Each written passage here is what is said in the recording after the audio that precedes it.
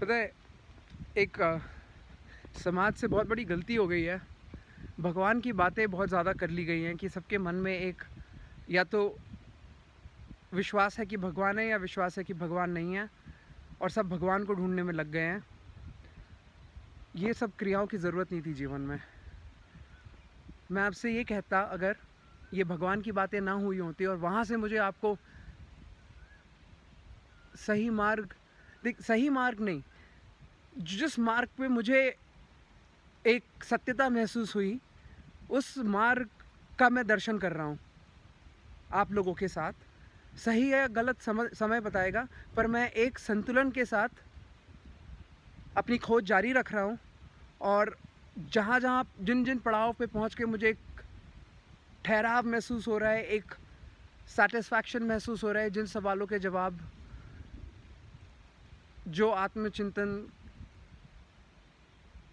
का शब्द रूप है, जब जब मुझे लग रहा है मैं आपको व्यक्त कर सकता हूँ, तो मैं कोशिश कर रहा हूँ आपको आके व्यक्त करूँ। तो सही या गलत नहीं, मैं एक मार्ग का यहाँ पे आप लोगों के साथ दर्शन कर रहा हूँ, स्वयं के लिए भी कर रहा हूँ। जैसे ख्याल आता है मैं आपको बोलता हूँ, तो स्वयं का दर्शन भी होता है। एक मुख्य कारण ये भी है जो मैं इस क्रिया को कर रहा हूँ। तो एनीवे, मैं आपको कह रहा था कि अगर मुझे मौका मिलता आपको कोई दृष्टि देने का, आपका सहयोग करने का, तो मैं आपको जीवन में सिर्फ ये बोलता कि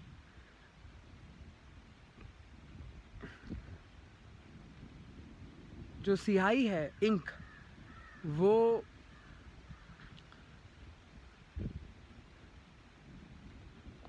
उससे आप अक्षर लिखेंगे अगर, तो आपको लिखने के लिए कुछ तो चाहिए होगा। अलग अलग रंग की इंक है, अब आपको पेपर चाहिए जिस पे आप उसको लिखेंगे। ये अलग अलग रंग की जो इंक है, यही अलग अलग जीवात्माएं हैं। इनको महसूस करने के लिए आपको बैकड्रॉप चाहिए होगा एक पेपर की तरह।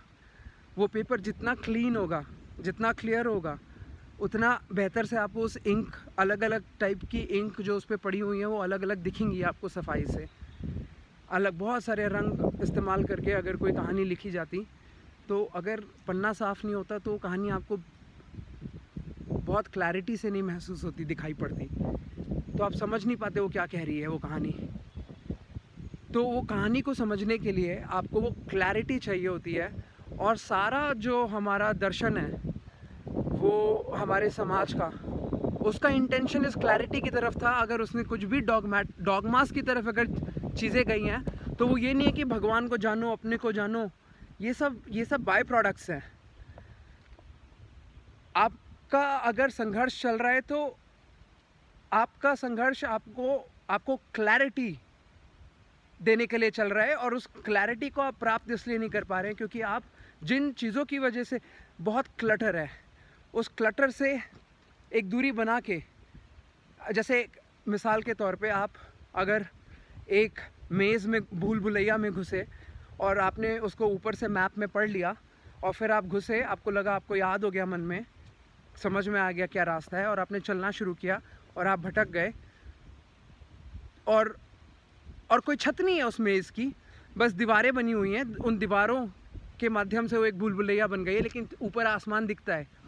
तो फिर आप क्या करेंगे? आपको कोई ऊपर उड़ाएगा, आप ऊपर से फिर देखेंगे कि कैसा है रास्ता, या कोई ऊपर से फ़ोटो खींच के आपको देगा, और आप जब उसको देखेंगे फिर से रास्ता पूरा टोटलिटी में, तो ही आप देख पाएंगे। तो आपको एक एरियल व्यू लेना पड़ेगा, तो आप अपने डेस्टिनेशन पे पहुंचेंगे। तो वो एरियल व्यू लेने के लिए ही मेडिटेशन बना है। तो वो एरियल व्यू जब आप लेंगे, तो जो बैकड्रॉप चाहिए जिस पे आपको एरियल व्यू लेना है, वो बहुत ठहराव का बैकड्रॉप है, सफ़ेद पन्ने की तरह जैसा ठहराव हो, वैसा ठहराव। तो वो बैकड्रॉप आपको अपने जीवन में लेके आना है, बस इतनी बात है। और बाकी सब एज अ बाय प्रोडक्ट आपको समझ में आ जाएगा कि भगवान है नहीं है क्या है। जिस बैकड्रॉप पे आपको ये सब समझना है, उसको क्लीन करना ज़रूरी है। और बात बस इतनी होनी चाहिए थी। बहुत कुछ अब बोलना पड़ेगा, लेकिन बहुत सारे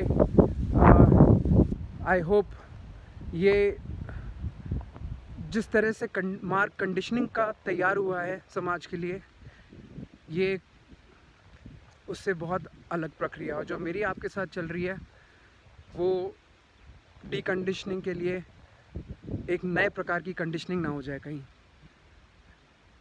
तो अपना विवेक इस्तेमाल करिएगा। कैसे होगा? सुनने के बाद चिंतन करिएगा ठहराव में बैठ के।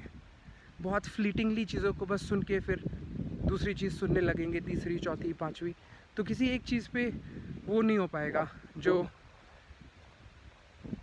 जिस ध्यान के साथ वो चिंतन होना है।